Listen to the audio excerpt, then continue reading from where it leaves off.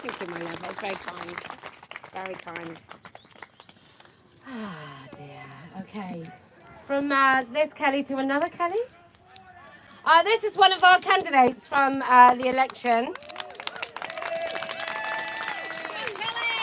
I'm going to put the microphone up. You're like a normal size person, aren't you?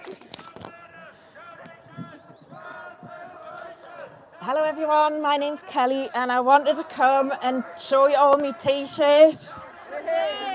So this is a priceless t-shirt, you can't buy them in the shops, and I got this as a gift off Kelly J for standing in the election, and the 5077 is the number of votes that the 16 candidates got. And I've already shared a few reasons why I got involved in this, but today I want to share a really personal reason why. And I was going to give it to someone else to do, but I decided, I showed it to my husband and he said, that's really powerful, you need to do it yourself. So I've cried several times thinking about doing it, and I'm hoping I'm not going to cry today, but bear with me if I do. And I've written it down because usually when I stand up here, my mind goes completely blank.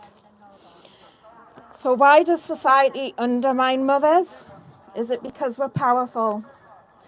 What they say is the hand that rocks the cradle rules the world. So I have a family, and when I decided to stop dealing with their bullshit and their abuse, my whole birth family turned on me and they undermined me as a mother.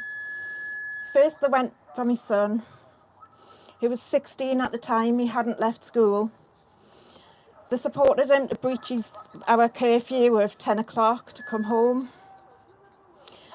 They encouraged him not to tidy up. You know, all the usual things that you say no to about tidying up and coming home for lovingly prepared dinner. No, you don't have to do that. So he came home and he told me that if I didn't let him do whatever he wanted, then he would move out. So I had this stark choice about what I had to do, and I had two other other children at home as well, and I needed to set an example to them. We can't just give in, so I had to say, well, you'll have to go then, and that was really hard, and I was so upset. So he left and I was quite bereft, but I knew I was in the right. I had to say no. And then they came for my daughter. She was 11 or 12 at the time. So I've got 3 children. My middle son I still have a good relationship with, but they came for my daughter who was 11 or 12.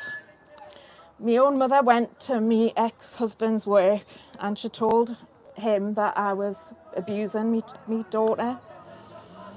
And I didn't know any of this that was happening, but until I got a letter from the court. So they all went behind my back. They encouraged her to lie about where she was. And it's really long and complicated, so I've kind of cut out some of the detail, but basically it ended up with my whole birth family, my ex-husband and all of his family, CAFCAS, which is the court, it's a government organisation who support children in the court system. The school and children's services were all against me. The police were called. They found no evidence of abuse, but children's services continued to treat me as if I was an abuser. So my daughter's behaviour became worse and worse.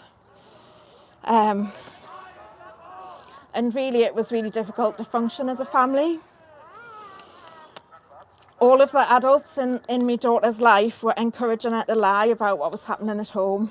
And she liked the attention, and she liked getting things bought for her and people saying yes to her, whereas I was saying no. So yeah, she thought I was horrible because I was setting boundaries and I was the only one who was saying no, which is what she needed. So Children's Services wrote a report recommending that my daughter went to live with her father, which took into my manipulated daughter's wishes and feelings and painted me to be incompetent and uncaring. And when the court case came, I couldn't even face going because I knew I was going to be humiliated, so I didn't go. And I'd been through so much abuse. When they decided that, they started using my children against me to abuse me as well. So I had to make a decision about whether I was going to continue putting up with that behaviour, or whether I had to cut out everybody from my life, all my family. And that's what I chose. I chose me, and 12 years later, I'm still bereft about it. I'm still really upset. So my son's going to be 30 this year, and my daughter's 24, and I haven't seen them since that happened 12 years ago, but they're doing well from what I've seen.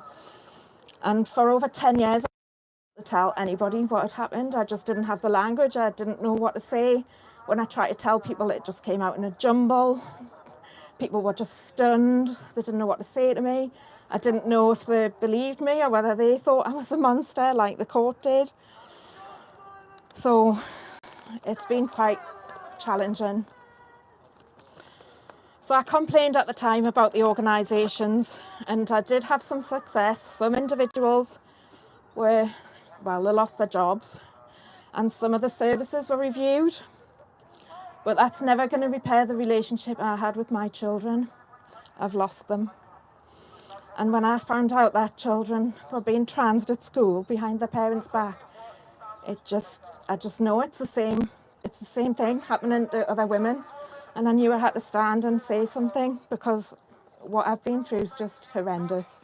And I don't want any other women to go through what I've been through.